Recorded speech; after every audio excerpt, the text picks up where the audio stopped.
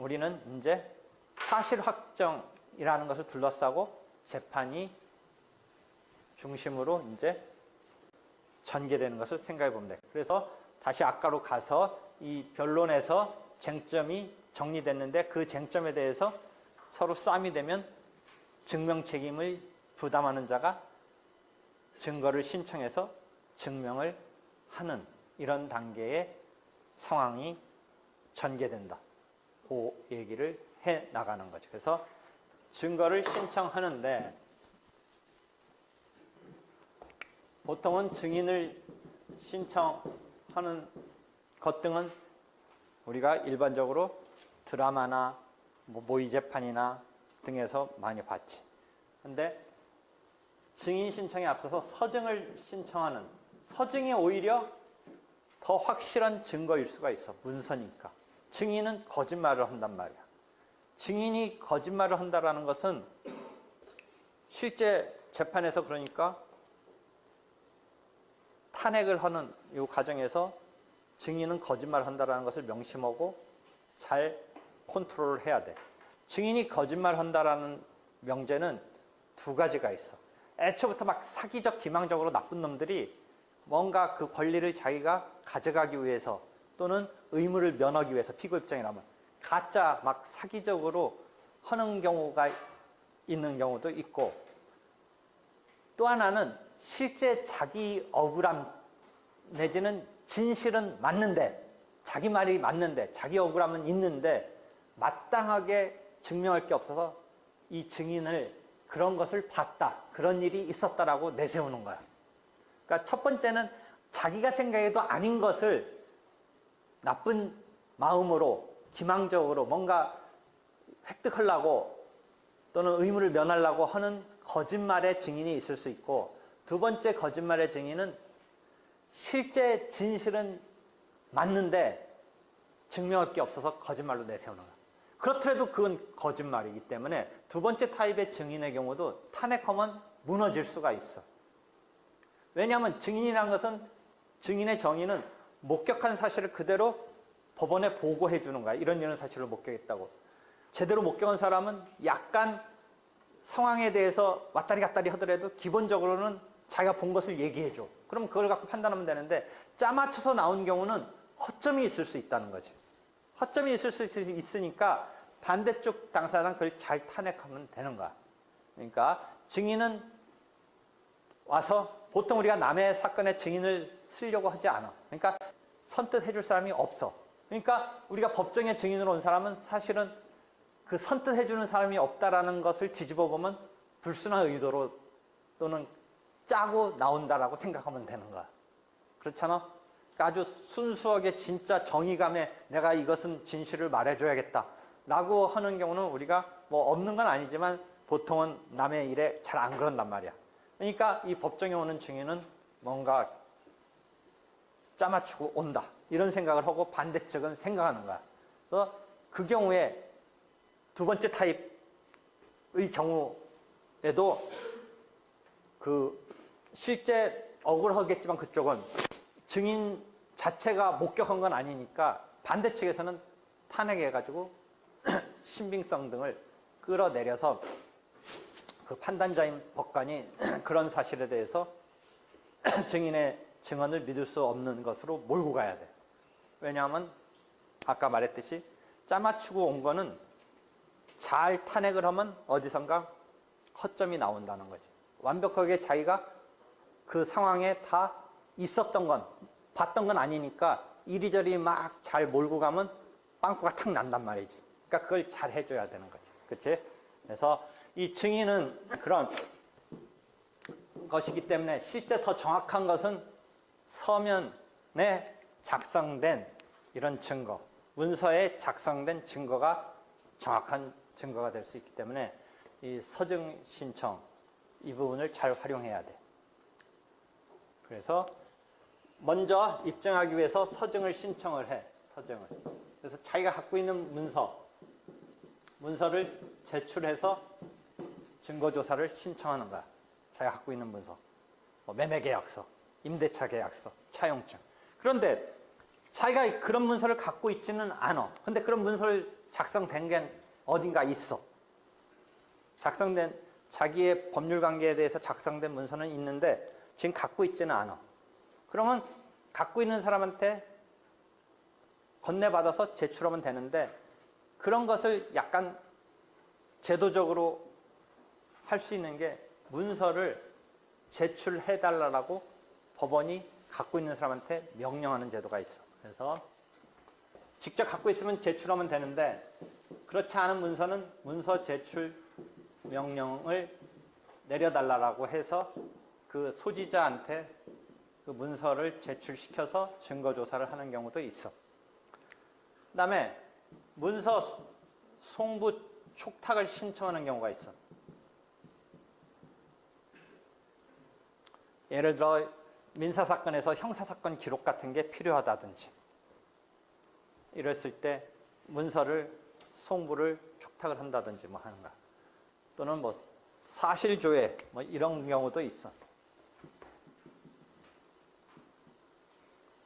뭐 그때 당시에 기후 일기 상태가 어땠는지 뭐 기상청에 사실조회를 한다든지 뭐 이런 경우도 있을 수 있어.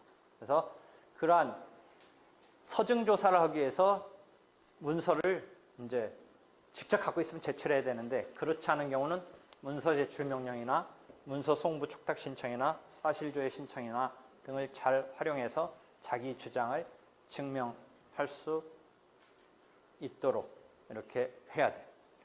한편 이제 그런 확실한 증거가 있으면 좋은데 그렇지 못하면 증인 내세워야 되는데 증인은 아까 말한 대로 실제 목격한 증인조차도 잘 남의 일에 안 해주려고 하니까 좀 문제이긴 하고 없는 경우에는 더더욱 뭐 곤란한 경우가 생기는 거야. 그래서 이러한 증거조사가 되고 나서 법관이 이제 심증을 형성하는데 이것을 재량으로 자유심증, 그래서 자유심증주의라고 하지. 재량으로 자유심증주의, 재량에 의해서 심증을 형성해서 그래서 권리가 있다. 그러니까 갚을 의무가 그럼 생기는 거지.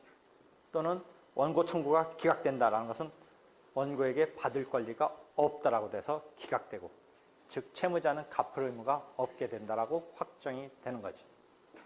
이 권리 의무 확정의 단계에서는 1심이 있고 불만 있는 자가 불복하면 2심이 있고 또 불복하면 3심인 대법원까지 갈 수 있는데 2심에서 3심 갈 때는 사실 확정 갖고는 원칙적으로 불복할 수 없고 법률의 해석 적용이 그렇게 하면 안 된다라는 법률심으로서 대법원은 기능하고 있기 때문에 사실 확정은 2심 단계까지만 싸우는 거야. 그래서 2심 단계까지 사실 확정을 싸우고 대법원은 법률심으로서 기능하고 있다. 이렇게 이해하면 되겠지. 그래서 이러한 재판의 절차의 메커니즘을 이해하고 그래서 다음에는 이제 우리가 서증신청까지는 어떤 장면이 서증신청은 뭐 이렇게 특별히 없어. 그냥 이렇게 제출하면 돼. 아니면 이런 문서 제출 명령을 신청하면 돼.